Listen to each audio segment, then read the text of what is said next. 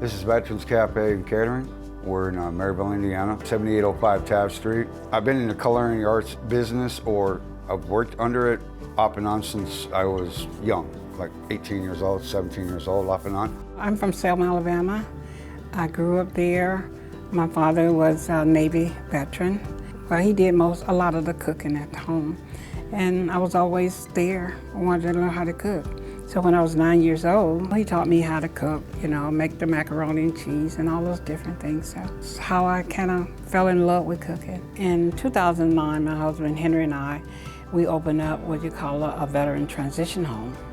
Well, he's a military 100% disabled veteran, Marine, really. And so he always cared about veterans and wanted to make sure that they, was helped. They had hot meals every day, they stayed there. After they stayed there for so many days, like 60 days to a year, we were able to transition them into their own permanent housing. Because that's how I met Brian. Brian came into the home in 2010, homeless, and so he's been with me ever since. I ended up stuck on my brother's couch. I couldn't work, and I had a history of being an alcoholic and a drug addict. When I got there, I was pretty much like my life was over because I didn't think I'd be able to work again. And I'd already had a history. I'd been homeless for 10 years already. So when at our first meeting between me and Bessie, I sat across from her and she asked me what I wanted. And I said, I just want my own place, and I want to be able to pay my rent, and I want to be productive.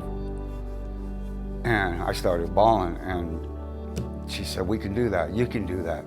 You can do that. And from that point on, she raised my hope level and helped me to get back my drive and my motivation that I had. And Bessie's a fantastic cook. We come from different backgrounds and different demographics. I wanted to do it for a place for veterans, to help veterans with the same kind of background that I had, drug abuse, the alcohol abuse, the homelessness, to give them a place to work and maybe help them to get on their way. My hope is still being able to help more veterans. And one of our goals also is to teach children how to cook. It's something that I love. I love working with children and feeding them. We did our best to follow state's guidelines, because with the state, we had certain guidelines we had to follow. So we were going into the schools and serving the food, from the buffet and everything. We had to, pack the lunches, we had to pack the breakfast and deliver it to the school.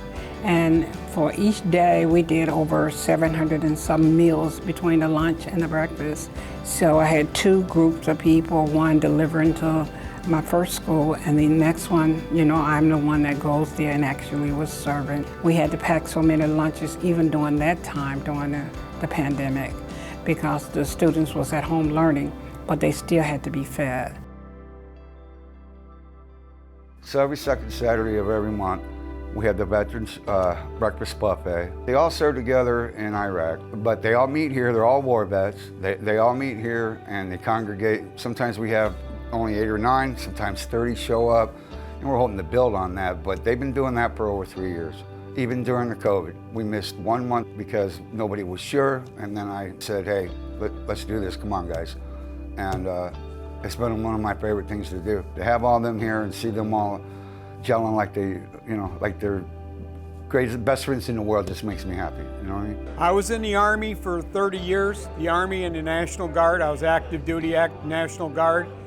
And then I worked 10 years for the VA, and now I'm retired. You know what? It's camaraderie.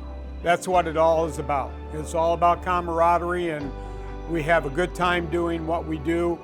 It means a lot. It means a lot to us. And I mean, when Brian and Bessie opens this place up for us, the second Saturday of every month, it's enjoyable. It's a way of keeping in touch and really helping each other out. One of the things that we've learned as veterans is that you have to have someone to reach out to, depending on some of the experiences you've had. It's good to stay in touch and kind of helps keep you grounded that way. We've all shared common experiences, and from those, we've developed a bond with each other that only someone that served in their country and wore the uniform of their country can understand. The one thing that veterans need to do is to be able to trust. There's no agenda here except, what do you need from me, a fellow veteran?